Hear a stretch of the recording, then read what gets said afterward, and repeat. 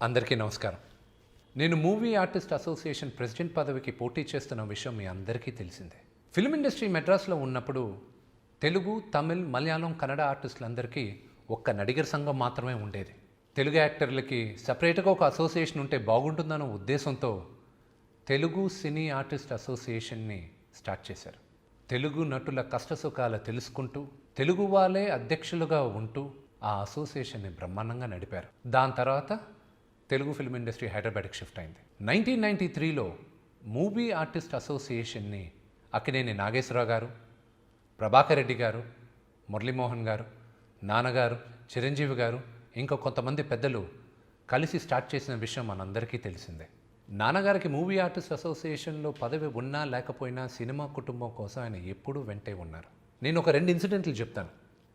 1990స్లో అప్పుడున్న state government సినీ workers కోసం ఒక ల్యాండ్ కేటాయించారు, వాళ్ళందరూ వచ్చి ఇల్లు కట్టుకోవచ్చు అని. 1997లో ఒక పెద్ద పొలిటీషియన్ ఆయన ప్రైవేట్ కంపెనీకి ఆ ప్రైమ్ ల్యాండ్ సగం తీసుకోవాలని ప్లాన్ చేసి ప్రాసెస్ మొదలెడితే అప్పుడు పేపర్లో కూడా వచ్చింది. నాన్నగారు అప్పుడున్న గవర్నర్ రంగరాజన్ గారి దగ్గరికి పిటిషన్ పెట్టి ఆ ల్యాండ్ మళ్ళీ సినీ కార్మికులకి అందేలా చూశారు. అదే చిత్రపూరి కాలనీ. నా బ్రదర్ నటుడు సునీల్ ఇండస్ట్రీకి వచ్చిన కొత్తల్లో ఆయనకు ఏదో సమస్య వచ్చింది. ఇది ఎలా రిజాల్వ్ చేయాలని అడుగుతూ ఉంటే ఒక నటుడు చెప్పాడంట ఆయనకి, నువ్వు మోహన్ బాబు గారి దగ్గరికి వెళ్ళి ఆయన రిజాల్వ్ చేస్తాడు, నీకు హెల్ప్ చేస్తాడని. అని ఆయన నాకు పెద్దగా తెలియదండి, పరిచయం లేదు, వెళ్ళొచ్చా అంటే, నువ్వు సినిమా యాక్టర్వే కదా, ఆయన దగ్గరకు వెళ్ళు, ఆయనకి గ్యారంటీ హెల్ప్ చేస్తాడు అన్నారు. అప్పుడు కాదు, ఇప్పుడు కూడా నేను కానీ మా కుటుంబ సభ్యులైనా కానీ సినిమా ఇండస్ట్రీలో ఎవరికి ఎలాంటి సమస్య వచ్చినా వాళ్ళ కోసం పోలీస్ స్టేషన్లకు వెళ్ళాం, న్యాయస్థానానికి వెళ్ళాను, కొంతమంది రాజకీయ నాయకుల ఇంటికి కూడా వెళ్ళి రిజాల్వ్ చేశాం. కుడి చేయి చేసిన దానం ఎడం చేతికి తెలియకూడదు అంటారు. అందుకే వాళ్ళు ఎవరు మేమేం హెల్ప్లు చేశామని ఎప్పటికీ చెప్పను. 2015లో స్వర్గీయ దాసరి నారాయణరావు గారు, మురళీమోహన్ గారు నన్ను మా ప్రెసిడెంట్గా ఉండమని ఆదేశించారు. నేను నాన్నగారికి చెప్పినప్పుడు, ఈ వయసులో నీకు అంత పెద్ద బాధ్యత ఇప్పుడే వద్దు అని దాసనారాయణరావు గారికి సర్ది చెప్పి వద్దన్నారు.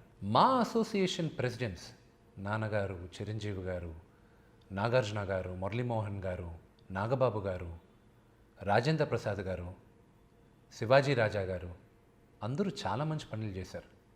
ఇప్పుడున్న ప్రెసిడెంట్ నరేష్ గారు కూడా చాలా మంచి పనులు చేస్తున్నారు. పెన్షన్లు ఇప్పించడం అయినా, ఇన్సూరెన్స్లు చేయడం అయినా. ఇప్పుడు కరోనా టైంలో చాలామంది అఫోర్డ్ చేయని వాళ్ళు ఆర్టిస్టులు ఉన్నారు, వాళ్ళందరూ హాస్పిటలైజేషన్ అయినప్పుడు ఆయన సొంత డబ్బు కూడా ఖర్చు పెట్టారు. సో ప్రతి ఒక్కరూ వాళ్ళ స్థాయిలో చాలా మంచి పనులు చేశారు. అసోసియేషన్లో ఏవో కొన్ని తప్పులు జరిగాయని ఈ మధ్య మీడియాలోనూ అక్కడ ఇక్కడ వింటున్నాం. జరుగుండొచ్చు, కానీ అది ఉద్దేశపూర్వకంగా చేశారనేది మాత్రం నేను నమ్మను. గతాన్ని తవ్వుకుంటూ ఉన్నామంటే మనం ముందుకు వెళ్ళాం. మురళీమోహన్ గారు మా ప్రెసిడెంట్గా ఉన్నప్పుడు నేను ఆయన కింద ఎగ్జిక్యూటివ్ వైస్ ప్రెసిడెంట్గా చేశాను. మా జనరల్ బాడీ మీటింగ్లో స్వర్గీయ అక్కినేని నాగేశ్వరరావు గారు హాజరయ్యారు. అప్పుడు ఆయన ముందు చెప్పాను, నేను మా అసోసియేషన్కి బిల్డింగ్ కావాలని అందరూ అడుగుతున్నారు, దానికోసం షోలు చేసి డబ్బులు రేస్ చేద్దాం అంటున్నారు. నేను నా కుటుంబం తరపున ఆ బిల్డింగ్కి అయ్యే ఖర్చులో 25% నేను ఇస్తానని చెప్పాను. ఆ మీటింగ్ జరిగి 7-8 సంవత్సరాలు అయింది, ఇంకా బిల్డింగ్ స్టార్ట్ అవ్వలా.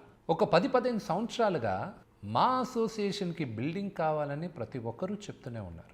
ఈ మధ్య జరిగిన ఎలక్షన్స్లో కూడా అదే అజెండాగా పెట్టుకున్నారు. మా అసోసియేషన్కి బిల్డింగ్ కావాలి, రైట్, దానికి ఫండ్స్ రేజ్ చేయాలి, అదే అందరి అజెండాలో ఉంది. ఎక్కడ ఫండ్స్ రేజ్ చేయాల్సిన అవసరం లేదు. మా అసోసియేషన్కి కావాల్సిన డబ్బు బిల్డింగ్ కట్టడానికి నేను, మా కుటుంబం ప్రతి రూపాయి ఇస్తాం. ఏంటండి, వీడియో నచ్చిందా? అయితే ఓ లైక్ వేసుకోండి, లేదంటే ఓ కామెంట్ చేయండి. ఎప్పటికప్పుడు మా వీడియోస్ చూడాలంటే సబ్స్క్రైబ్ చేసుకోండి.